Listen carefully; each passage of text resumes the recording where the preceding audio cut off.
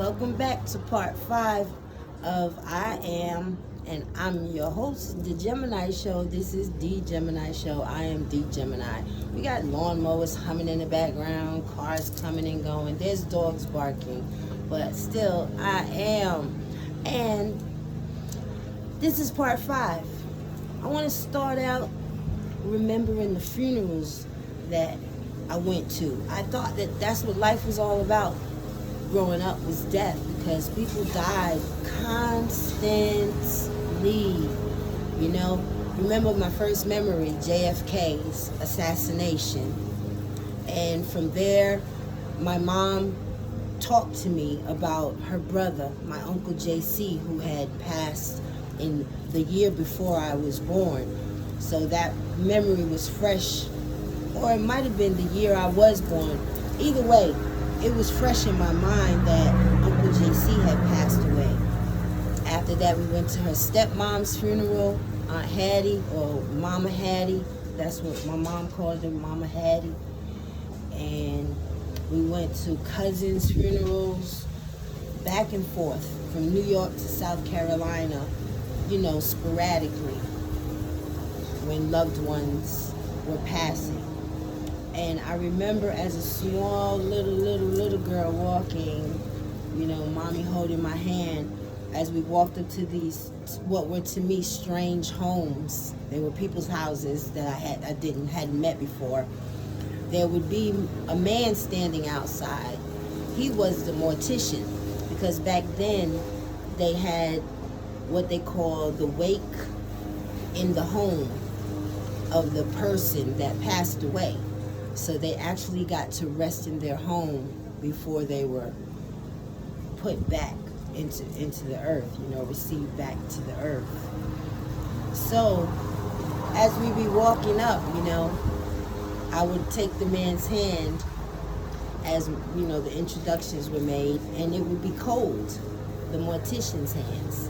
And I'd say, "You must have a warm heart," because I heard that people who have cold hands have warm hearts.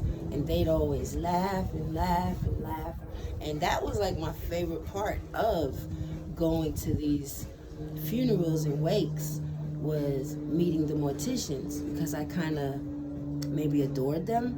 You know, I thought they were like the most best people, because their hands were always cold. Little did I know about the dead bodies being cold and all that, you know, how that happened, how that works. And mommy's favorite thing was funerals. She would stop on the dime when she saw a funeral in progress and actually go in. Now, why? To see the body. Mommy always, she liked to see how the person looked after they passed away, whether they looked good, in her opinion, or whether they looked bad. You know, I never really asked her what that was, but for me, you know, going to so many funerals and seeing so many dead bodies, I had my own representation of what was good and what was bad. And for me, what was a good body was one that looked happy, a face that looked happy and peaceful and asleep, maybe, you know, knowing a little secret to themselves. And the bad ones were when they just looked angry. Yeah, they would look angry.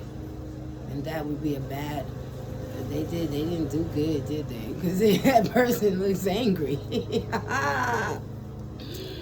Yes. As a child,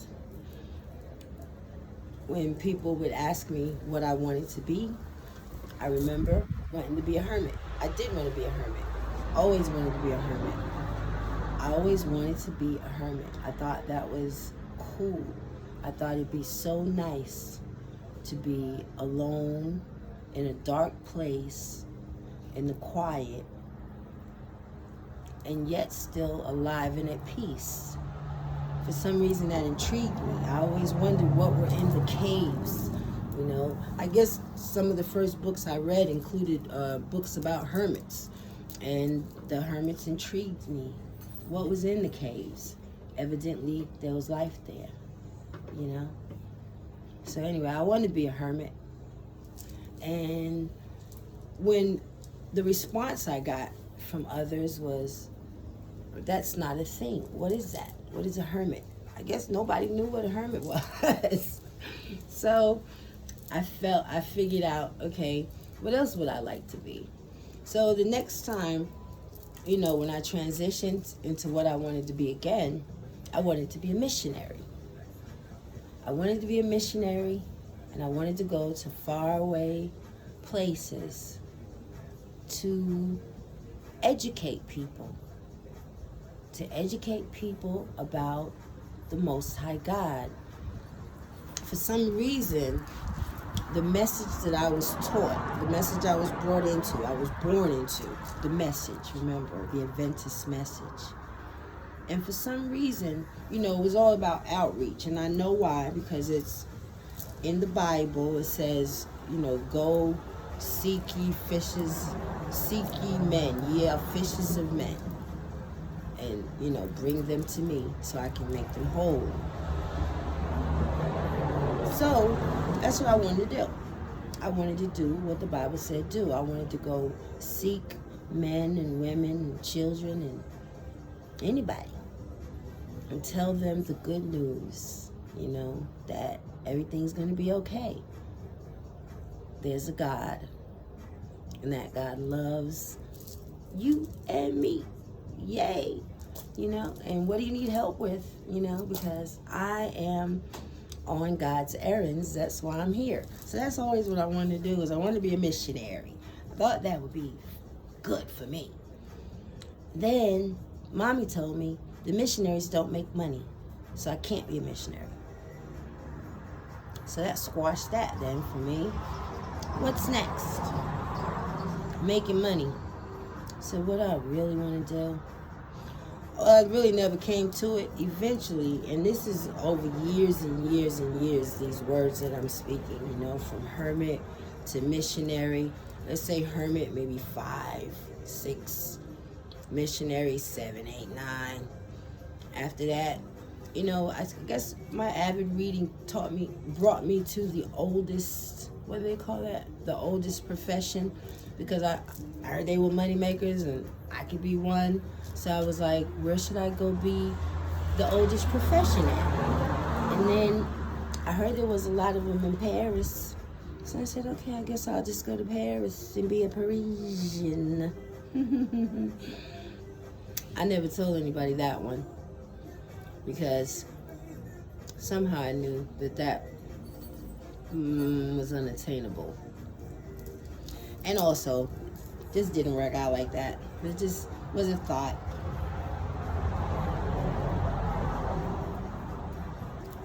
The money,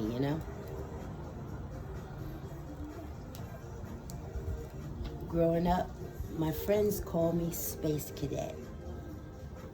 Why? Because I was always looking at the clouds and the stars and whatever was up there, moon, sun, trying to see if I could see the air up there. I realized there was water up there from, paying such close attention. I realized there's water up there, and that was amazing. When I realized that I didn't know how it actually was suspended up there, but the knowledge that it was there, it was frightening. Because it was like, will the water fall? Will it crash? Will it fall? Well, over the years it hasn't. It comes down. Rain comes down. And I can swim. My dad gave me swimming lessons. Like I said, I think we talked about that already.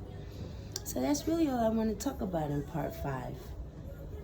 I guess I could touch on all that traveling, that we did back and forth for the funerals. I met a lot of people and got close to them. My family, my cousins, my aunts and uncles. And a lot of them taught me some of the first things, that I've ever learned.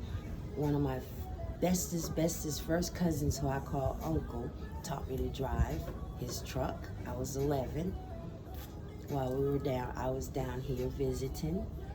And I had a bestest cousin, second cousin, GW.